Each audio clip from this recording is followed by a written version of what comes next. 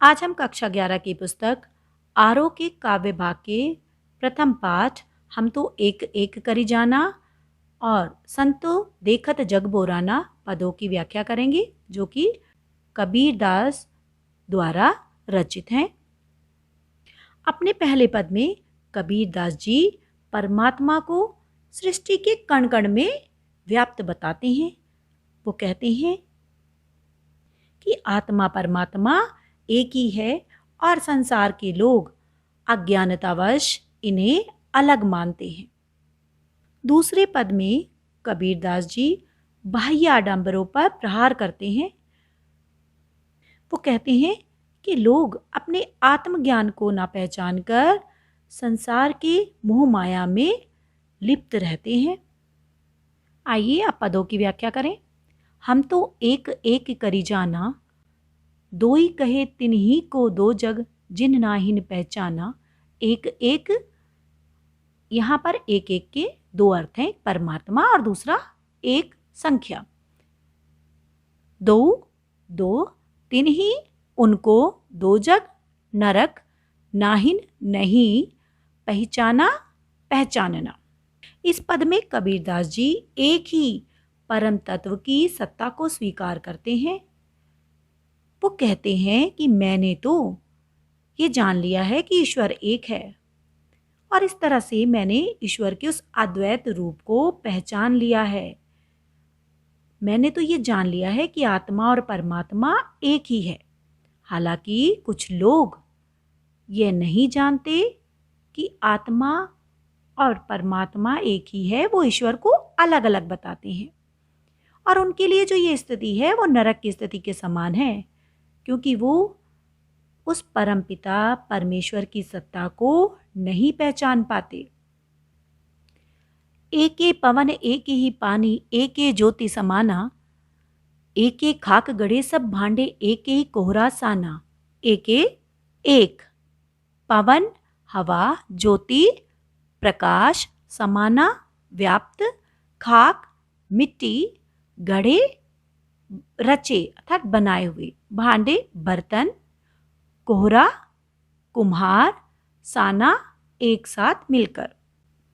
यहाँ कबीरदास जी उस परम तत्व की सत्ता को अद्वैत बताने के लिए विभिन्न उदाहरणों द्वारा उसकी पुष्टि करते हैं। वो कहते हैं कि संसार में एक जैसी हवा बहती है, एक जैसा पानी है, तथा एक ही ज्योति, एक ही प्रकाश सब में समाया हुआ है, कि सभी में आत्मा था ज्योति समाई हुई है, और ज्योति परमात्मा का ही प्रतीक है। और कुम्हार भी एक ही प्रकार की मिट्टी से विभिन्न प्रकार के बर्तन बनाता है, उसी प्रकार परमात्मा भी एक ही मिट्टी से तरह तरह के मनुष्यों को बनाता है, जो रंग रूप आकार प्रकार में अलग अलग हो सकते हैं, परंतु सभी एक ही मिट्टी से बने होते हैं। कि सभी मनुष्यों का शरीर पंच तत्वों से निर्मित है। अग्नि, वायु, पानी, मिट्टी, आकाश, इनसे ही मानव का शरीर निर्मित है। और सभी धर्म यह मानते हैं कि मृत्यु के पश्चात शरीर मिट्टी में ही मिल जाएगा। भाव यह है कि उस कुम्हार रूपी परमात्मा ने सभी मनुष्यों को एक ही मिट्टी से बनाया है। जैसे बाड़ी काटे ही काटे, अग्नि न काटे कोई, सब घटी अंतरी तू ही व्यापक, धरे स्वरूपे सोई। बाड़ी बढ़ई, काठ लकड़ी, अग्नि आग, घटी हृदय, अंतरी अंदर, व्यापक विस्तृत, धरे रखे, स्वरूपे स्वरूप, सोई वही।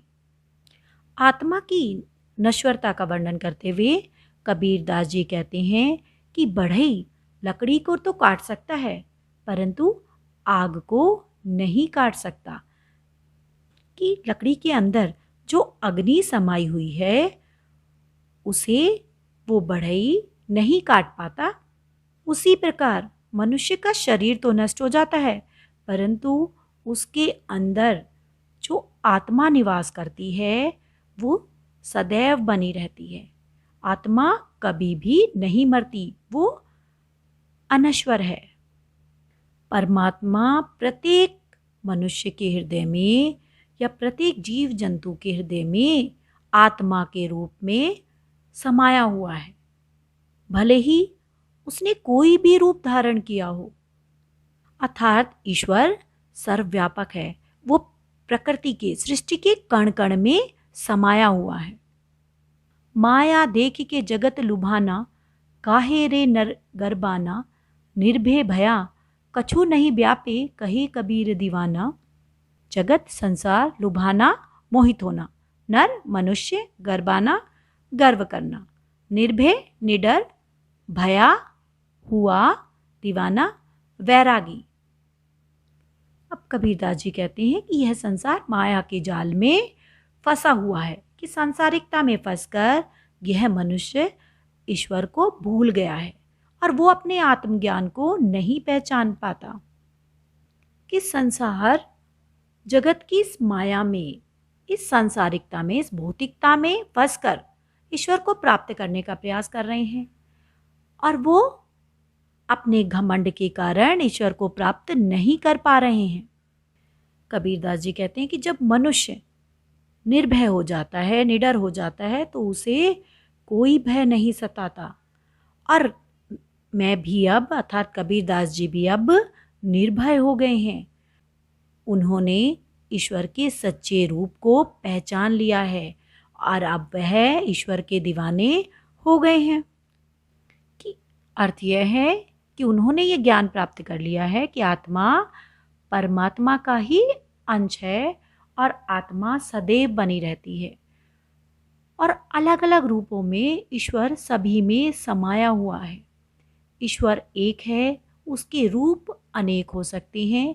इस सच को पहचानने के कारण उन्हें ईश्वर की प्राप्ति हो गई है और वो निडर हो गए हैं। पद्यांश की भाषा सदुखड़ी है। खाक और कोहरा में रूपातिशयोक्ति अलंकार है। एक एक में यमक अलंकार है, क्योंकि एक एक के तो विभिन्न अर्थ हैं। एक अर्थ है संख्या और दूसरा परमात्मा। जैसे बाड़ी काठी काटे, अग्नि न काटे कोई में उदाहरण अलंकार है। काटे कोई, स्वरूपे सोई, कहे कबीर में अनुप्रास अलंकार का प्रयोग किया गया है। आइए अब दूसरे पद की व्याख्या करें। संतो देखत जग बोराना, साच कहो तो मारन धावे, झूठे जग पतियाना। इस पद में कबीरदास जी संसार की जो गलत प्रवृत्ति है उस पर व्यंग करते हैं। वे धर्म के नाम पर हो रहे जो बाह्य आडंबर है उन पर भी तीखा प्रहार करते हैं। वे सज्जनों को संबोधित करते हुए कहते हैं कि हे सज्जनों, देखो यह संसार, बोराना था पागल, यह संसार पागल हो गया है। जो व्यक्ति इन्हें सच्ची बातें बताता है उसे ये मारने के लिए दौड़ता है और झूठे जगपतियाना अर्थात जो झूठ बोलता है उस पर ये विश्वास कर लेते हैं। नेमी देखा धर्मी देखा, प्रात करे स्नाना, आता मारे पखा नहीं पूजे, उनमें कुछ नहीं ज्ञाना। नेमी नियमों का पालन करने वाला, धर्मी जो धर्म का पालन करे, प्रात सुबह, स्नाना स्नान करना, आत्म स्वयं, पखा नहीं पत्थरों को।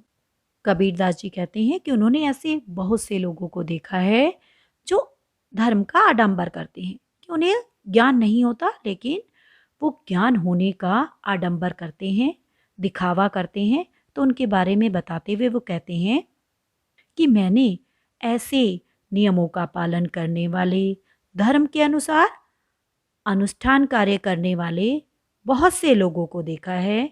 ये प्रातः उठकर, कि ये जल्दी उठकर स्नान करते हैं और पत्थरों की पूजा करते हैं, लेकिन ये आत्मचिंतन नहीं करते, कि इन्हें आत्म तत्व का ज्ञान ही नहीं है, कि वे अपनी आत्मा को मारकर ये सभी कार्य करते हैं। उनमें कोई ज्ञान नहीं है, उन्हें सिर्फ अपने ज्ञान पर घमंड है और कबीर जी कहते हैं कि मेरी दृष्टि में वो अज्ञानी है, कि उन्होंने अभी तक ज्ञान प्राप्त नहीं किया है, वो ईश्वर के सच्चे स्वरूप को नहीं पहचान पाए हैं। बहुत तक देखा पीर ओलिया, पढ़े किताब कुराना, के मुरीर तदबीर बतावे, उनमें उहे जो ज्ञाना। पीर ओलिया धर्मगुरु या संत ज्ञानी, किताब ग्रंथ, मुरीद शिष्य, तदबीर उपाय। कबीरदास जी कहते हैं कि मैंने ऐसे भी बहुत से लोगों को देखा है जो अपने धर्म की किताबें नियमित पढ़ते हैं, कि उनका पाठ वो नियमित करते हैं। ऐसे भी अनेक पीर ओलियाँ मैंने देखे हैं, और वो अपने शिष्य को तरह तरह के उपाय बताते हैं, जबकि ऐसे पाखंडी गुरु खुद ही ईश्वर के बारे में नहीं जानते, कि वे उन धर्म ग्रंथों के सच्चे अर्थ को खुद ही नहीं समझ पाते और अपने शिष्यों को ईश्वर की प्राप्ति के विभिन्न तरीके बताते हैं, अर्थात वो उन्हें ईश्वर प्राप्ति के पाखंड करने की तरफ मोड़ देते हैं।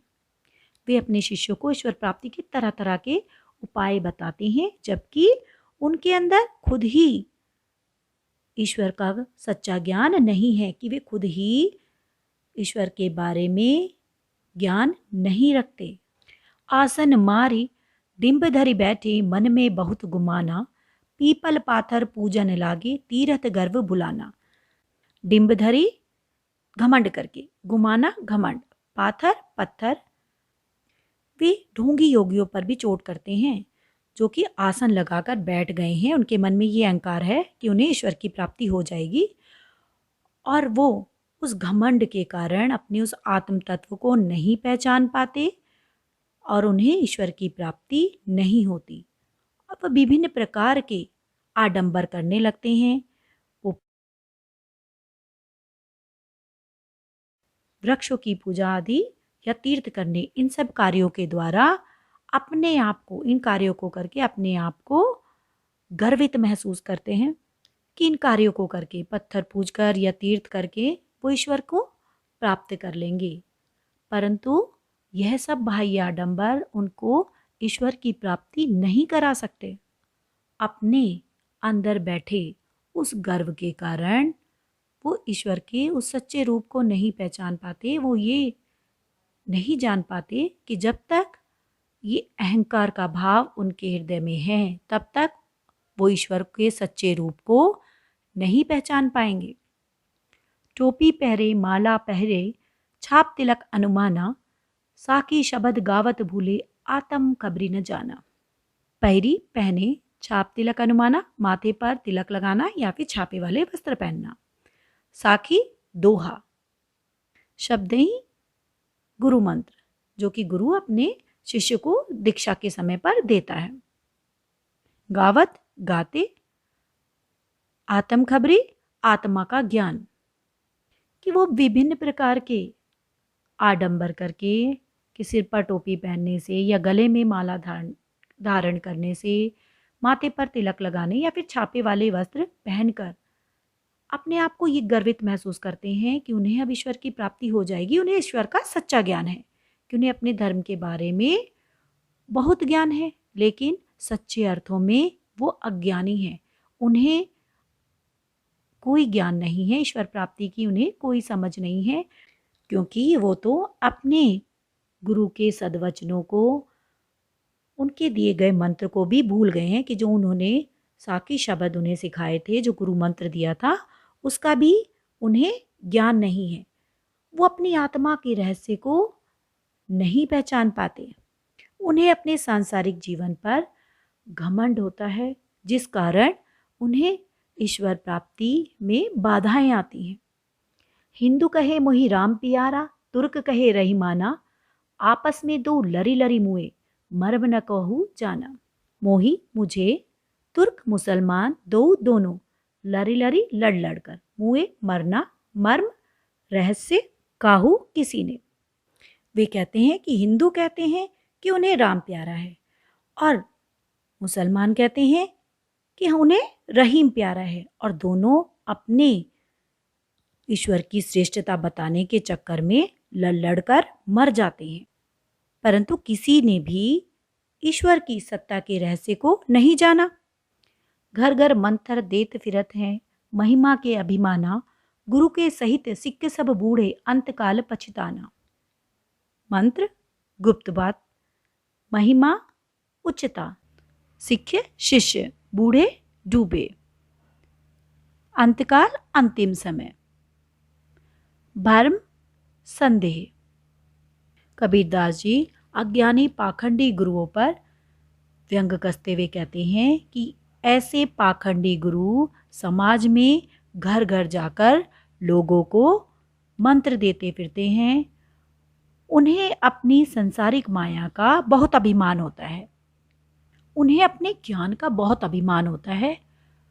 वो अपने धार्मिक ज्ञान को उच्च मानते हैं, उनके अंदर अपने धर्म का, अपने ज्ञान का अभिमान भरा होता है, और इसी अभिमान के कारण वो घर घर जाकर लोगों को धर्म का ज्ञान देते फिरते हैं, कि उनको मंत्र देते हैं, ईश्वर प्राप्ति के विभिन्न विभिन्न उपायों ने बताते हैं।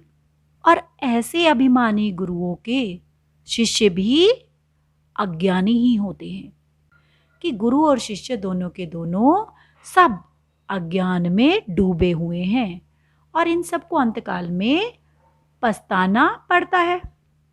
कहे कबीर सुनो हो संतो, ये सब भर्म बुलाना, केति कहो कहाँ नहीं माने, सहजे सहज समाना। भर्म संदेह, केति कहाँ तक कहूँ, सहजे सहज रूप से समाना, लीन होना। कबीरदास जी कहते हैं कि हे संतो, सब माया को ही सब कुछ मानते हैं, और ये ईश्वर भक्ति को भूल बैठे हैं। इन्हें कितना ही कोई समझाए, पर ये नहीं मानते। बाह्य आडंबरों में लिप्त रहने के कारण ये ईश्वर के सच्चे स्वरूप को नहीं जानते, और उसके बारे में बताने पर भी इन्हें समझ नहीं आता कि इन्हें कितना भी कोई समझा ले, ये उसकी बात नहीं मानते। और सत्य तो यह है कि ईश्वर सहज सरल साधना से ही मिल जाते हैं। कवि संसार के इन आडंबरों की निरर्थकता के बारे में बार बार बताता है। घर घर लरी लरी में पुनरुक्ति प्रकाश अलंकार है, भाषा सदुखड़ी है, पूरे पद में संगीतात्मकता है, शांत रस है, पीपल पाथर पूजन में कितेब कुराना, भर्म बुलाना, सहजे सहज समाना, सहित शिष्य सब, साखी शब्दही, केति कहो कहाँ, इन सभी में अनुप्रास अलंकार है। आशा है यह पाठ आपको स्पष्ट हो गया होगा। धन्यवाद।